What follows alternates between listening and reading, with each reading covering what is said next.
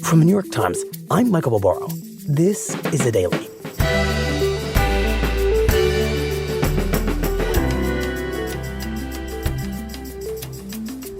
More than 50 years ago, the United States outlawed psychedelic drugs. Now, in a major shift, states and cities across the country are moving to legalize them as a medical treatment.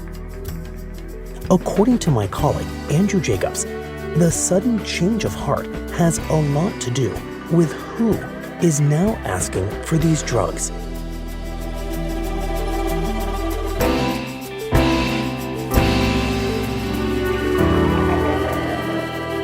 It's Wednesday, February 22nd.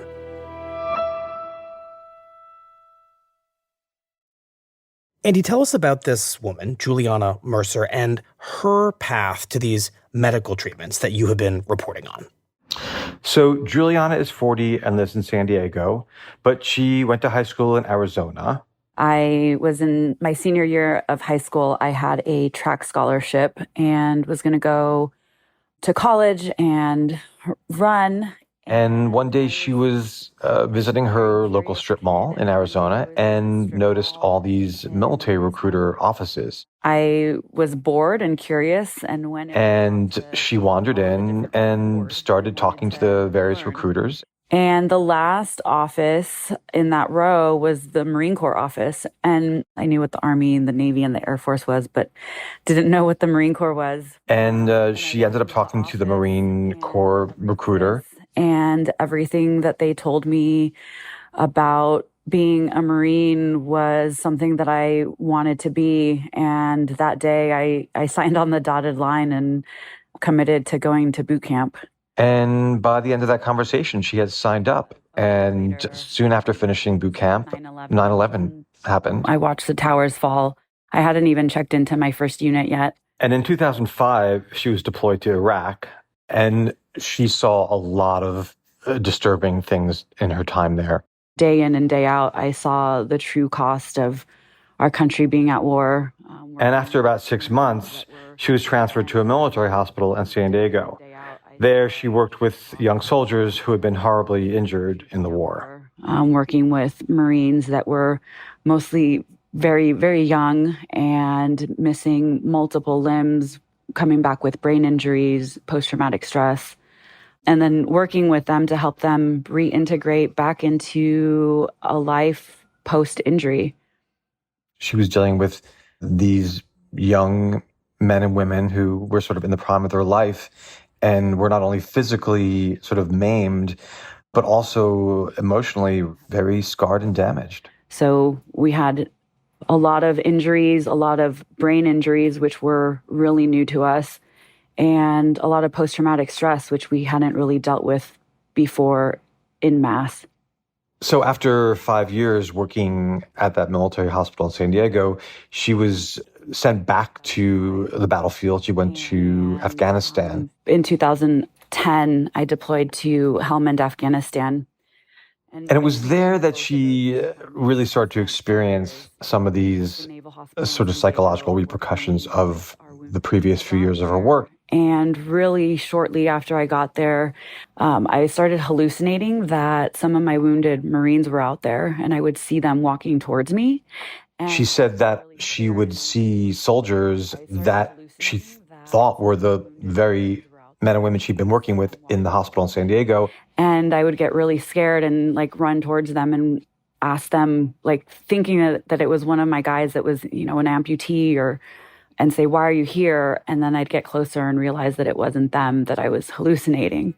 And so I realized really quickly that something was wrong. And at the same time, she was continuing to experience a lot of horror, soldiers being killed.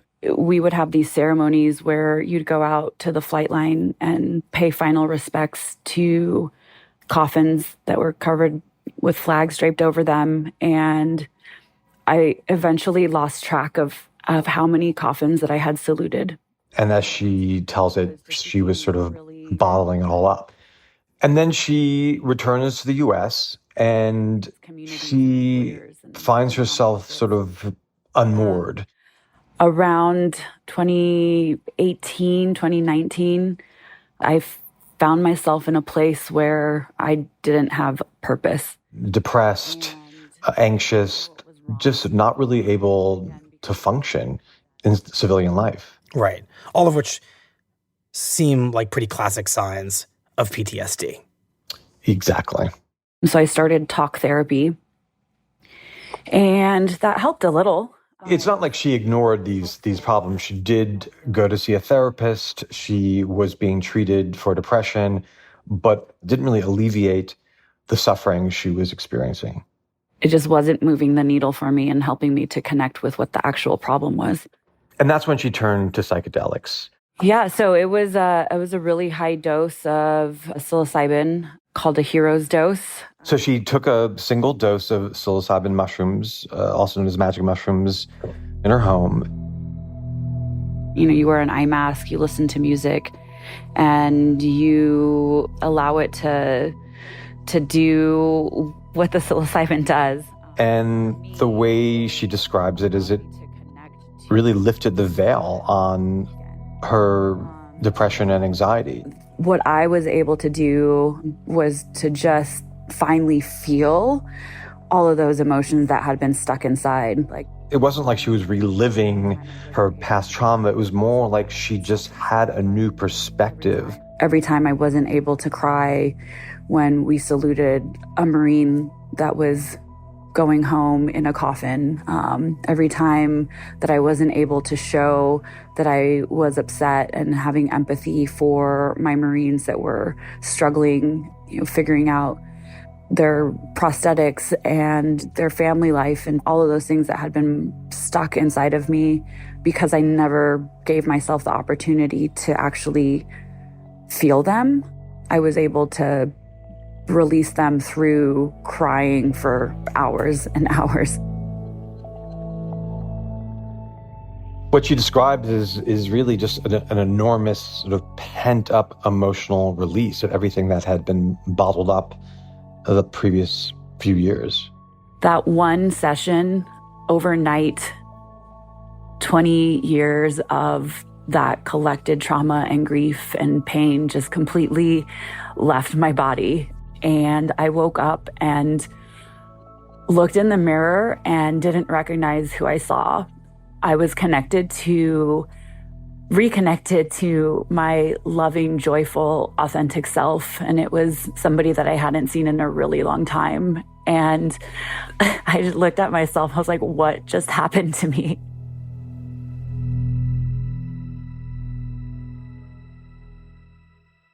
So, Andy, help me understand what kind of mechanically was happening to Juliana when she took this single dose of psychedelic mushrooms and why it allowed her to access all this grief that seemed to have been locked away for so long. Well, one thing I'll say is that the science on psychedelics is still sort of evolving, and there's a lot scientists don't understand about the mechanisms of psychedelics. But most experts would say that it promotes what is called neuroplasticity, which is essentially a rewiring of the brain. Because what happens in a lot of mental health conditions, depression, anxiety, OCD, PTSD, is your thinking gets stuck in sort of a loop.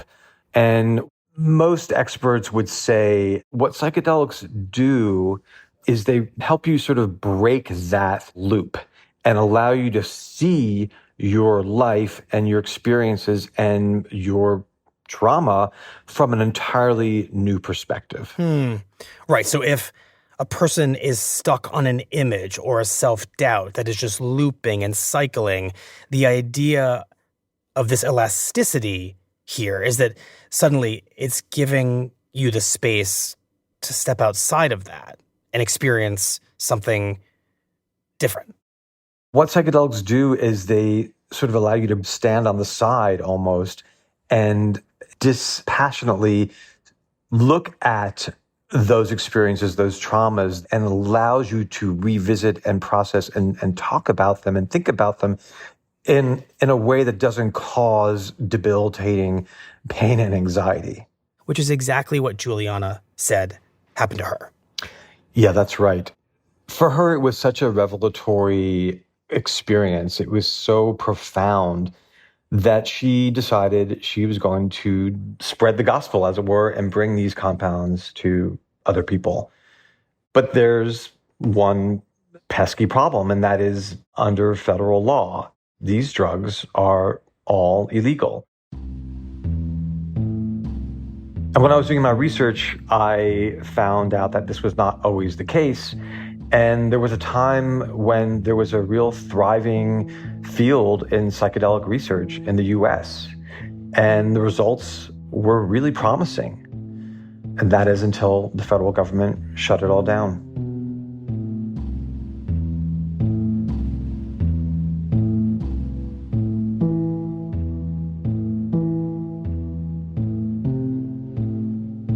We'll be right back.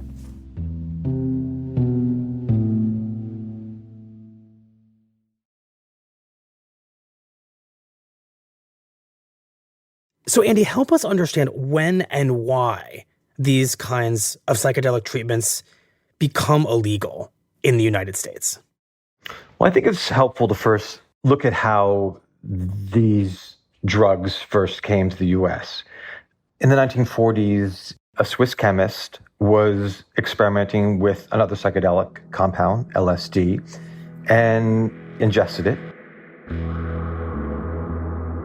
And on a bike ride home, started to experience the full effects of that compound. The weirdest, perhaps most wonderful bike ride in history? Yes, it sounds like it. And he was so taken with that experience and the promise that LSD could have for mental health conditions that he sent it to universities around the world to encourage other researchers to do experiments. And this really sets off the golden age of psychedelic research. And what does that era look like? Here is part of an interview with the subject just before LSD is to be administered. There was just a flourishing of studies and research. Everything is in color, and I can feel the air. I can see it. I can see all the molecules. Going on all across the world, but especially in the United States and Canada. And researchers were experimenting with patients who had a range of mental health conditions, from depression to anxiety to alcoholism. After all of these years of us looking for this secret drug, this was the only thing that began to look for the first time like it might be something like that. And it seemed that these drugs were going to have this profound impact on the field of psychiatry. And then the drugs leapt out of the lab and into society. This is the now generation. And young Americans who were at the time protesting the Vietnam War They feel disenchanted with the world around. Really embraced these drugs. Tune in with natural things. Take off your shoes. Get back in tune with God's harmony. And they became an integral part of the counterculture movement. And they can tell us we're crazy, and we can say, well, you haven't seen anything yet. And a real catalyst for deeper societal change.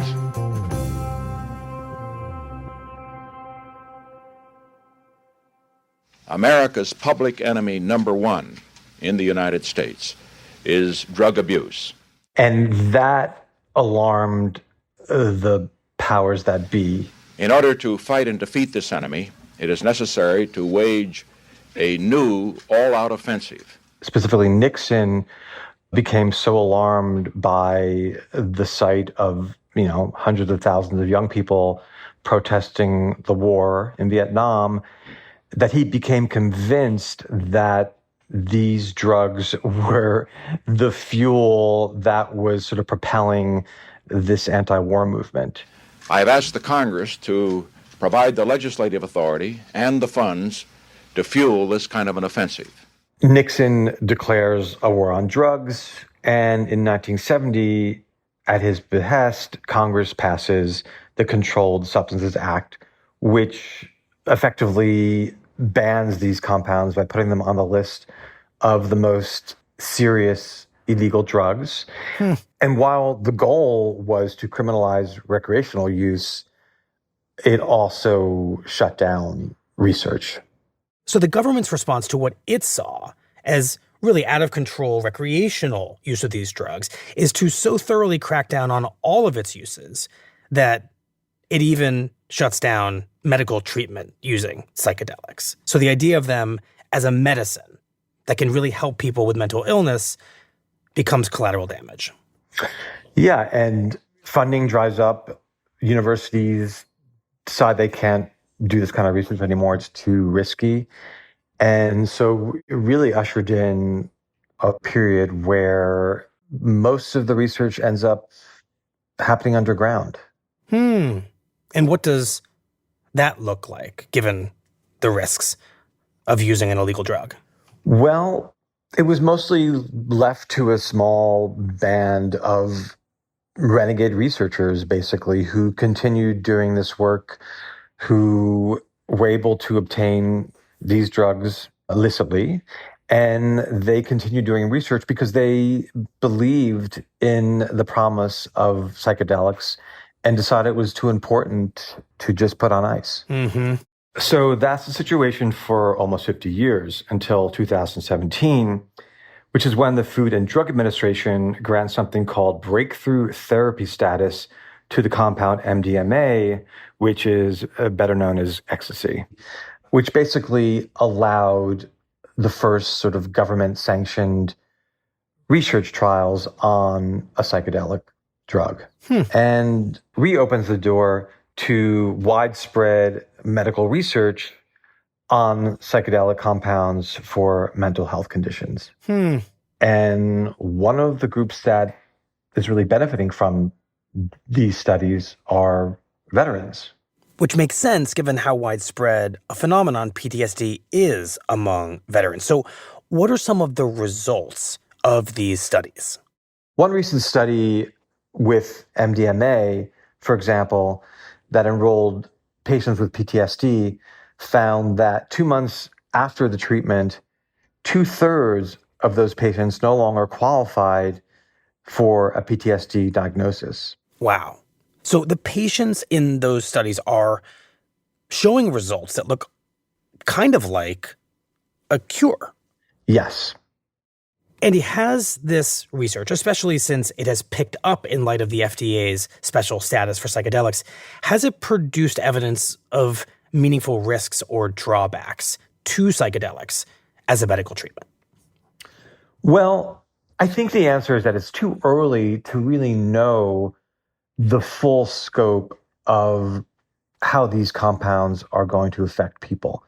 But most researchers will issue a note of caution in that it's still very early on in this new phase of research. And we don't really know, for example, what the long-term impacts of these drugs will be. Right. And we also don't know how they'll play out with people who have pre-existing psychiatric issues. For example, people who are schizophrenic, bipolar. But most of the research so far suggests that these drugs are effective and they're relatively safe. And for the veterans who have experienced this profound benefit, it's become sort of a focus of their efforts to bring them to a wider audience, to more veterans, so they can also experience the healing. What exactly are veterans seeking? Mostly they're seeking decriminalization, and they're seeking more programs that allow veterans to access them, more opportunities to have this therapy and not have to wait the 2, 3, 4 years it might take before the FDA approves of these drugs. Right. And it's hard to get into a clinical trial. So if you want to experience the benefit of these drugs, it's difficult unless you're one of the very lucky few who gets chosen to enter one of these research programs. That's right. And the veterans pushing for wider access have coalesced into a powerful advocacy group. And that's what Juliana is doing right now. She's working as an advocate, and she's trying to push the Veterans Administration to more fully embrace psychedelic therapies and ensure that veterans get access to these new treatments. I made a decision a couple of years ago that I was going to be really open about my experience because I understood how valuable the veteran voice was. And Andy, what's been the response to this advocacy from veterans like Juliana? Well, the response has been remarkably positive. You have elected officials from both sides of the aisle really embracing the message and the sort of issue at heart here. And that's what's been the most surprising about this movement. The elected officials that I talk to, I know that because I am a veteran myself, that they hear me and that my voice carries weight when it comes to talking about veteran issues. And it's really tied to who the messenger is here. I can speculate that, their decisions are part of the reason that we ended up in Iraq and Afghanistan. So I think that because of that sacrifice, people feel an obligation to help find a way for us to heal. Let's face it, we are a very patriotic country that sort of looks up to our military veterans and sort of cherishes them. And having veterans as the face of this movement to decriminalize psychedelics has really been very successful. You have conservative Republicans like Rick Perry, the former Republican governor of Texas, and others who have taken up this cause in a very vocal and visible way. And this has led to a wave of legislative accomplishments from Washington, D.C. to Seattle, Washington, Oakland, Santa Cruz, California. Over the past 3 or 4 years, cities across the country have decriminalized, for example, psilocybin mushrooms, which is the drug that Juliana took. Right. And more recently, Oregon and Colorado have decriminalized psychedelics. And in the case of Oregon, has already set up a system for therapeutic use of psilocybin mushrooms. And state legislatures across the country are now considering similar measures that would decriminalize psychedelics, and also other bills that direct state funding to research on these compounds. So it's really a sea change in the way this country sees these drugs. Right. And I'm curious what Juliana makes of the pace of this change that she's been pushing for.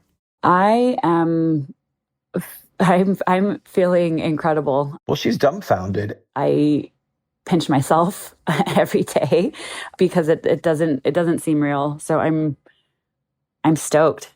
So are most people involved in this movement. I think there's this sense of disbelief that the nation could turn so quickly in terms of its attitudes regarding psychedelics. The excitement of having these solutions is one thing, but the idea that we're going to be able to, in a couple of years, treat veterans for post-traumatic stress in the VA system is not anything that I ever had dreamed of in my wildest dreams. So in your mind, Andy, what is the future of these psychedelic drugs now, given the trajectory that they very much seem to be on?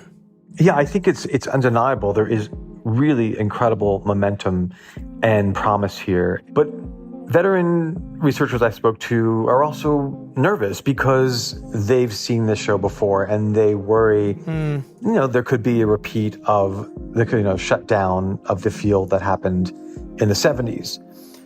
That said, this time there are things that are different. There's a much more bedrock systemic support for these compounds. Having veterans promote them is really huge. So I think there's a sense that this time could be different and that these drugs really could revolutionize mental health treatment in the years to come.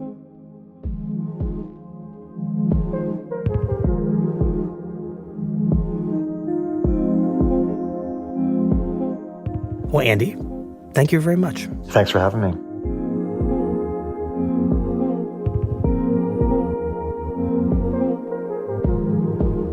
We'll be right back.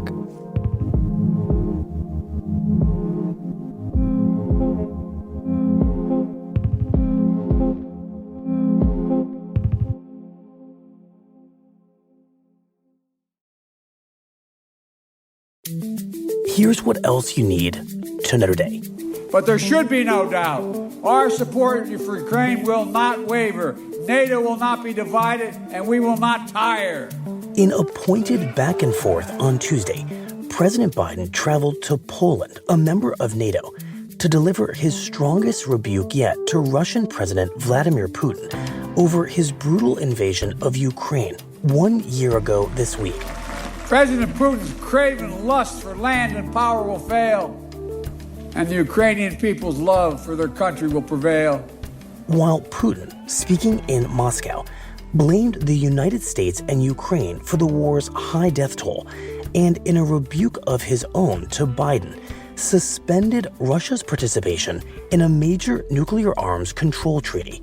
В этой связи вынужден заявить сегодня о том, что Россия приостанавливает свое участие в договоре о стратегических наступательных вооружениях. That treaty caps the number of nuclear weapons that both Russia and the United States can possess. As a result, Putin's decision could eventually allow Russia to create as many nuclear weapons as it wants and potentially trigger a new nuclear arms race. Today's episode was produced by Eric Krupke and Nina Feldman with help from Michael Simon Johnson. It was edited by Patricia Willens with help from MJ Davis Lynn. Fact-checked by Susan Lee. Contains original music by Diane Wong, Alicia Baitu, Marian Lozano, and Dan Powell, and was engineered by Dan Powell. Our theme music is by Jim Brunberg and Ben Landsberg of Wonderly.